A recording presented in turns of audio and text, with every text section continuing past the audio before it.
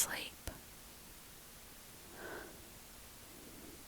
Okay, well don't worry, I'm here now. Why don't I try and help you fall asleep? Would you like that? Great, I'm sure I can get you to fall asleep in no time. I was thinking, why don't I read you a bedtime story? Yeah, I already have a book picked out. This one.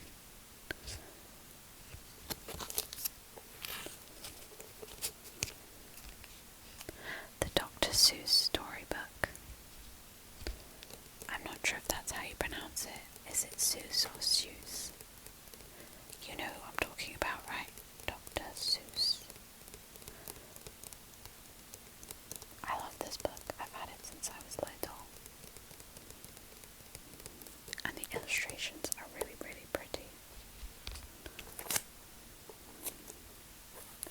So,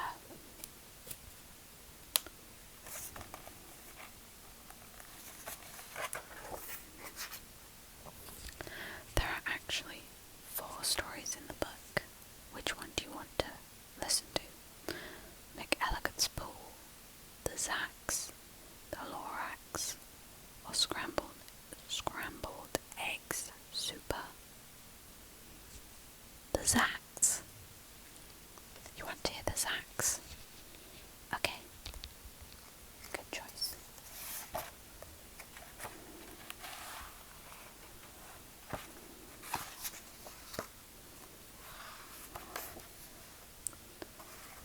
It's on page 57.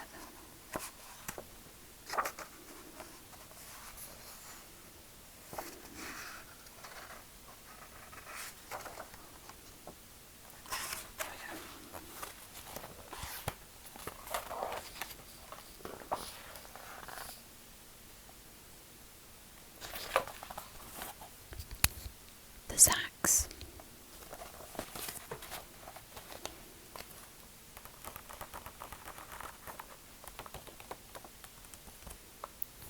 One day, making tracks in the prairie of the Bracks, came a north-going Zacks and a south-going Zacks. Can you see the picture? So I think this is the north-going Zacks, and this is the south-going Zacks.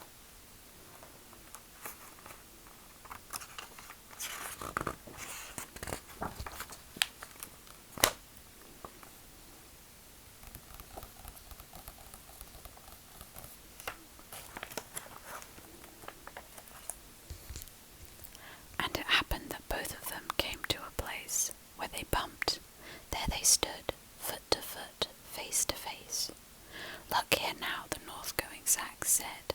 I say, you are blocking my path. You are right in my way. I'm a north-going Zacks, and I always go north. Get out of my way now, and let me go forth. There they are, and they're standing in each other's way.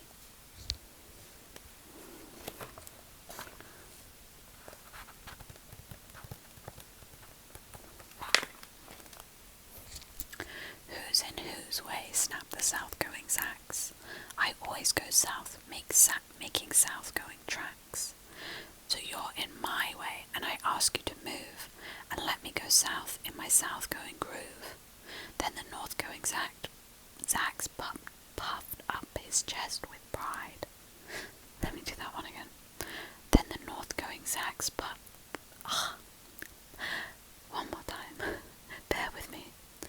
Then the north-going Zacks puffed up his chest with pride. I never, he said, take a step to one side, and I'll prove to you that I won't change my ways if I have to keep standing here for 59 days. You can see how angry they are.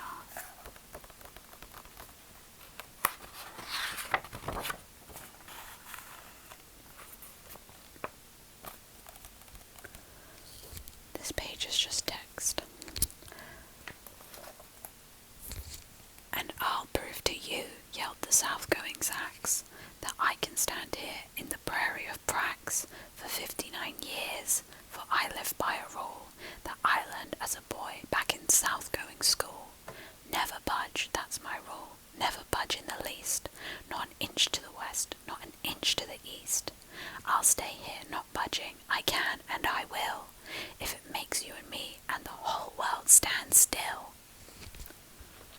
Here they are. You can see their noses are practically touching, and they're very, very angry.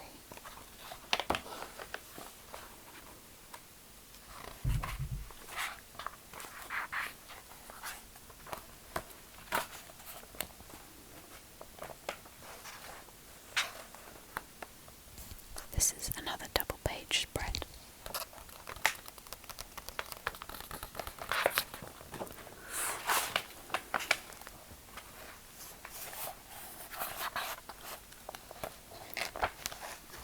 Sorry, I almost dropped the book. There you go. Well, of course, the world didn't stand still. The world grew. In a couple of years, the new highway came through, and they built it right over those two stubborn sacks and left them there, standing unbudged in their tracks. You can see all the cars driving around. And there, in the middle of the highway, is the Zach's bypass. And there they are, and they both look very stubborn, like neither one is going to move.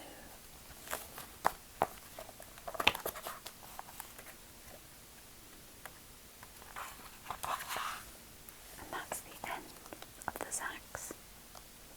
Are you feeling sleepy yet? No, really? Okay. Do you want me to read you another one then? Okay.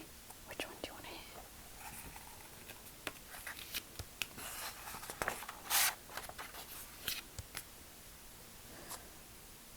Well, we have McElligot's Pool, the Lorax, and Scrambled Eggs Super.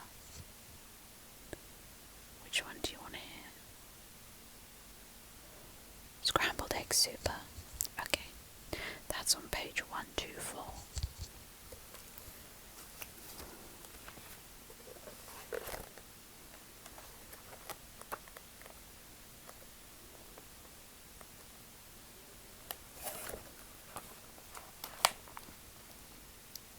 Here we go.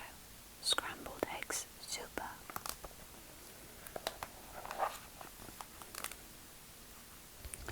I don't like to brag and I don't like to boast, said Peter T. Hooper. But speaking of toast, and speaking of kitchens and ketchup and cake, and kettles and stoves and the stuff people bake, well, I don't like to brag, but I'm telling you, Liz, that speaking of cooks, I'm the best that there is. Why, only last Tuesday, when Mother was out, I really cooked something worth talking about. You can see a little boy and a little girl, and they're talking in the kitchen, and they've got a pet, maybe a cat, or maybe a dog, I'm not sure.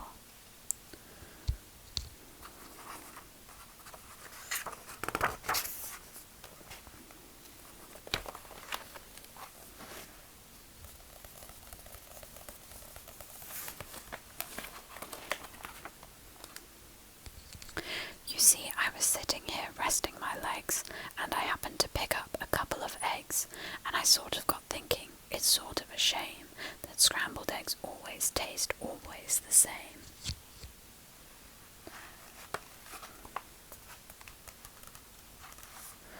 And there's a picture of him holding the egg. And that's because ever since goodness knows when, they've always been made from the eggs of a hen. Just a plain common hen, what a dumb thing to use, with all of the other fine eggs you could choose. And there's another picture of him holding an egg.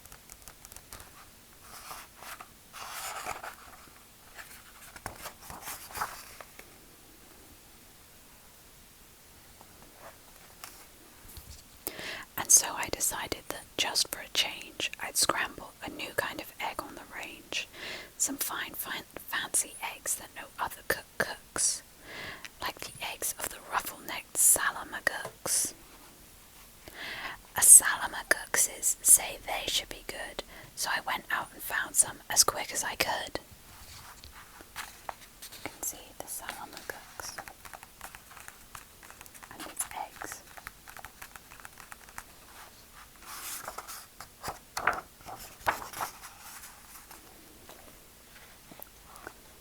Here's just a picture of a creature in a tree.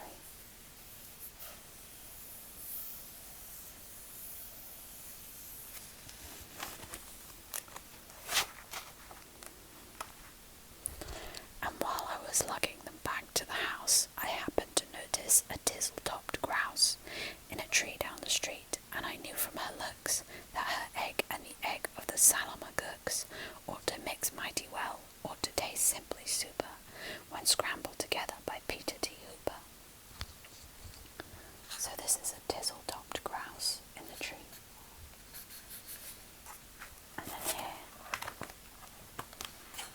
is a little picture of Peter T. Hooper with his eggs.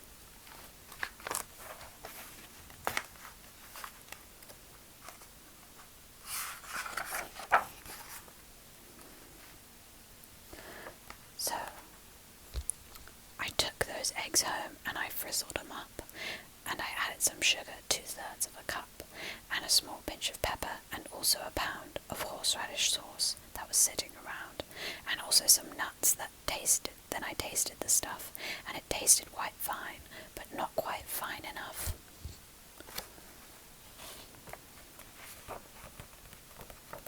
Here's a picture of him in the kitchen, and you can see the broken eggshells and the frying pan, and he's whisking something, and then all the bottles and jars that he's used.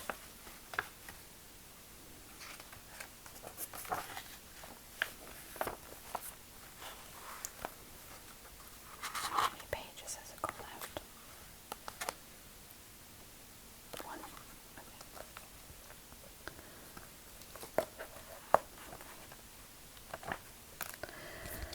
To make the best scramble that's ever been made, a cook has to hook the best eggs ever laid. So I drove to the country rather far out, and studied the birds that were flitting about, and I looked with great care at a mop-noodled finch. I looked at a beagle-beaked, bald-headed grinch, and also I looked at a shade-roosting quail, who was roosting right under a lassalack's tail, and I looked at a spritz and a flannel-winged jay, but I just didn't stop. I kept right on my way, 'cause they didn't have eggs, they weren't laying that day. You can see him driving up the hill, cycling, and all the creatures are past.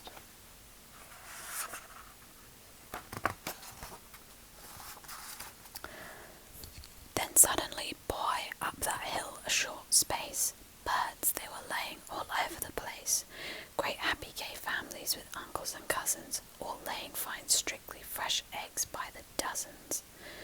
Why, I'd have a scramble more super than super, scrambled eggs super de duper de booper, special deluxe a la Peter T. Hooper. You can see all the birds that were laying eggs.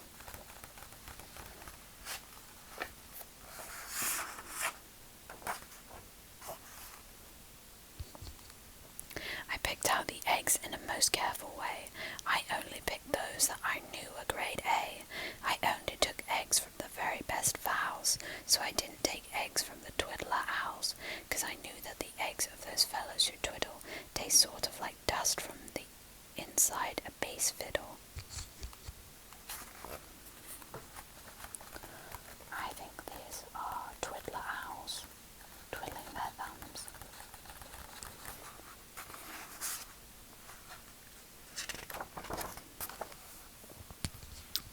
I went for the kind that were mellow and sweet, and the world's sweetest eggs are the eggs of the queet, which is due to those very sweet trout which they eat, and those trout, well, they're sweet, 'cause they only eat blogs, and blogs after all are the world's sweetest frogs, and the reason they're sweet is lunch.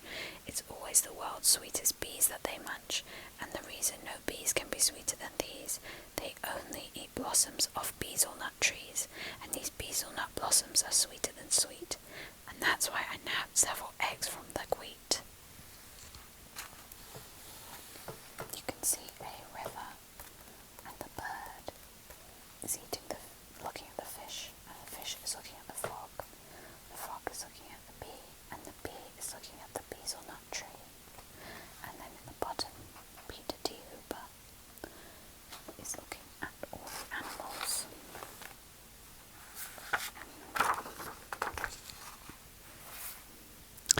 But I passed up the eggs of a bird called a strudel, who's sort of a stork but with fur like a poodle, for they say that the eggs of this kind of a stork are gooey like glue and they stick to your fork, and the yolks of these eggs, I am told, taste like fleece, while the whites taste like very old bicycle grease.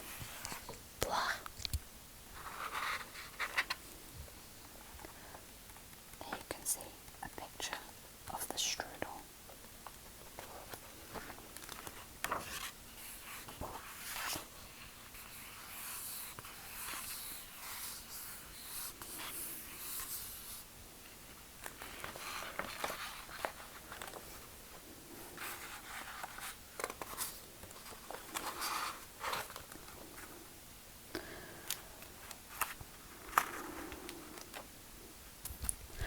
Places I hike to, the roads that I ramble, to find the best eggs that have ever been scrambled. I hunted new birds along wild, tangled trails, through gullies and gulches, down dingles and dales. I wriggled my way and I crawled at a creep through a forest of ferns that was 40 miles deep, and I mushed through the brush till I found a fine quigger, whose eggs are as big as a pinhead, no bigger.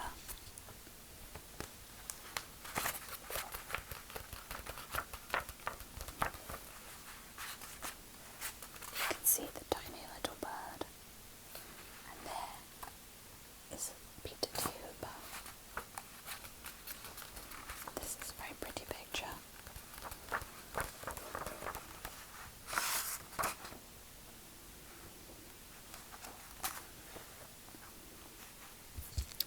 Then I went for the eggs of a long-legged quong.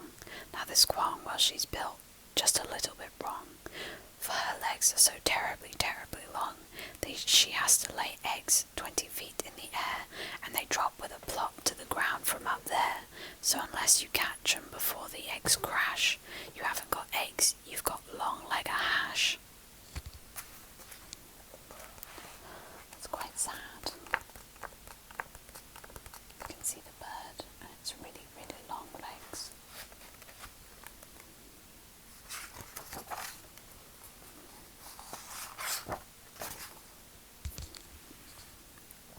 Eggs I'd collected 302, but I still needed more, and I suddenly knew that the job was too big for one fellow to do, so I telegraphed north to some friends near Fazole, which is 10 miles or so just beyond the North Pole, and they all of them jumped in their catamasside, which is sort of a boat made of a sea leopard's hide, which they sailed out to sea to go looking for grice, which is sort of a bird which lays eggs on the ice, which they grab with a tool which is known as a squitch, because those eggs are too cold to be touched without which. And you can see the people in the boat, and they've got their little bucket of eggs, and they're grabbing the eggs with the tool.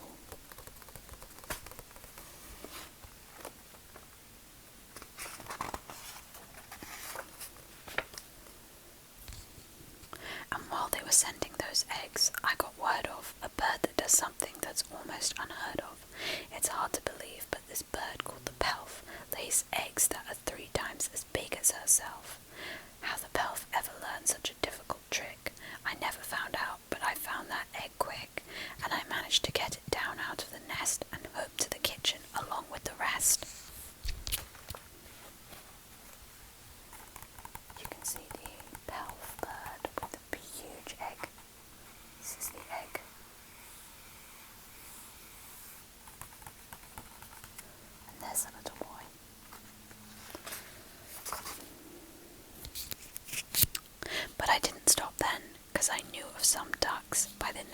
the single-filed Zumsi and Zucks, who stroll single-file through the mountains of Zums, quite oddly enough with their eggs...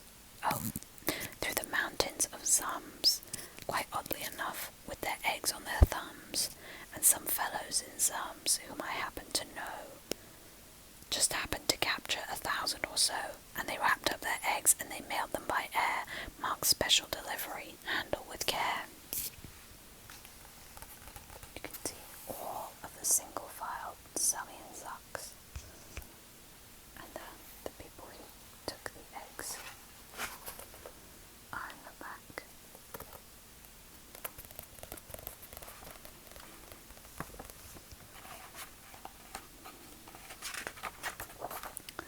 He's got a lot of eggs at this point.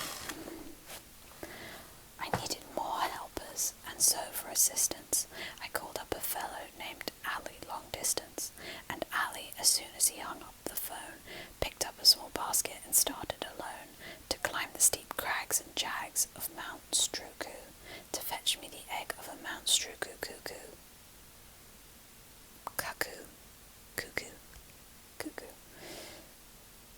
Cuckoo. It's cuckoo, isn't it? Oh, I'm just having a brain fog moment. One flew over the cuckoo's nest. Yeah. To climb up the steep crags and jags of Mount Struku to fetch me the egg of a Mount Struku cuckoo. Now these Mount Struku cuckoos are rather small gals. So you can see the man climbing up the mountain.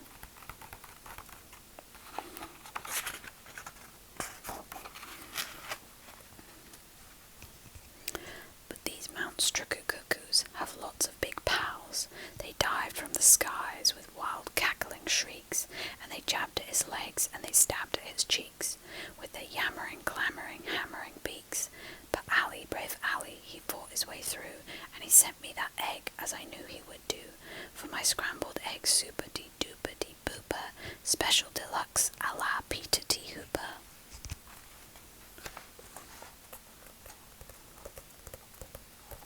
And you can see all the birds chasing him after he took the egg.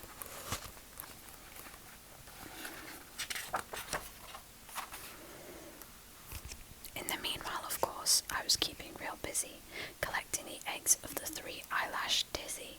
They're quite hard to reach, so I wrote on the top of a ham-icker, schnim-icker, schnam-icker, schnop.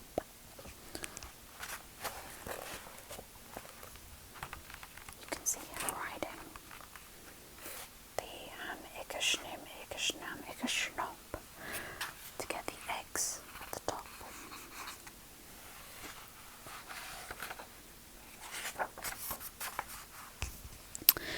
Then I found a great flock of southwest-facing cranes, and I guess they've got something that's wrong with their brains, for this kind of a crane, when she's guarding her nest, will always stand facing precisely southwest. So to get at those eggs wasn't hard in the least. I came from behind, from precisely northeast. You can see the cranes, their eggs.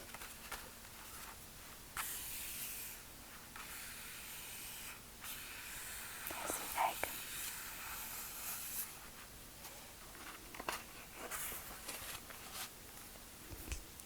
And I captured the egg of a grickly gractus, who lays them up high in a prickly cactus. There's the grickly gractus. And there is there's the egg.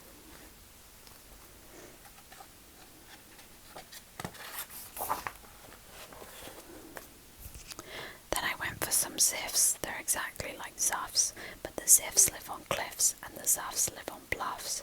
And seeing how bluffs are exactly like cliffs, it's mighty hard telling the zuffs for the ziffs. But I know that the egg that I got from the bluffs, if it wasn't a ziffs from the cliffs, was a zuffs. You can see all the ziffs and zuffs. And the helicopter he was flying to get the egg.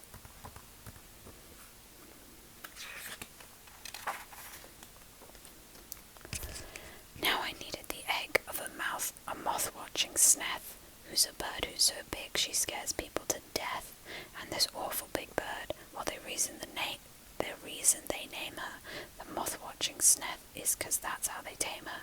She likes watching moths, sort of quiets her mind, and while she's watching, you sneak up behind and you yank out her egg. So I got one, of course, with the help of some friends and a very fast horse. There you can see the giant bird and its big egg.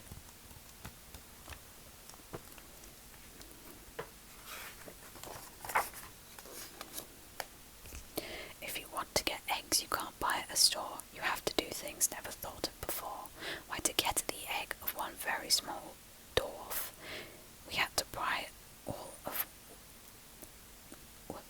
Why, to get at the egg of one very small dwarf, we had to pry all of one mountain top off.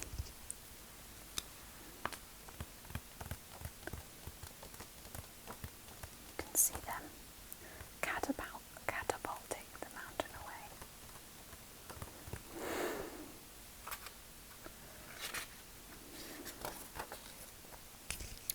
Then I heard of some birds who lay eggs, if you please, that taste like the air in the holes in Swiss cheese, and they live in a big Zanzibar trees. So I ordered a tree full. The job was immense, but I needed those eggs and said, hang the expense. You can see he bought the whole tree.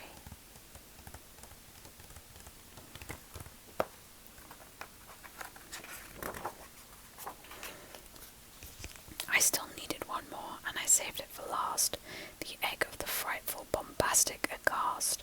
And that bird is so mean, and that bird is so fast, that I had to escape on a gillick adjust, a fleet-footed beast who can run like a deer, but looks sort of different, you steer him by ear. And you can see it has very, very long ears.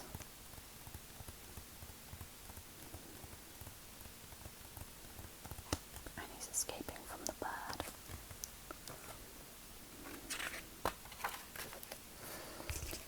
All through with the searching, all through with the looking, I had all I needed, and now for the cooking. I rushed to the kitchen, the place where I'd stacked them. I rolled up my sleeves, I unpacked them and cracked them, and I shucked them and chucked them in 99 pans. Then I mixed in some beans, I used 55 cans. Then I mixed in some ginger, 9 prunes and 3 figs, and parsley quite sparsely, just 22 sprigs. Then I added 6 cinnamon sticks and a clove, and my scramble was ready to go on the stove. You can see all his mountains and mountains of eggs that he has to climb through.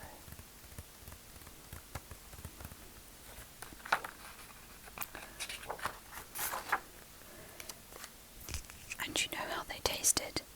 They tasted just like, well, they tasted exactly just like scrambled egg super de duper de booper, special deluxe a la Peter T. Hooper. And you can see he's very pleased.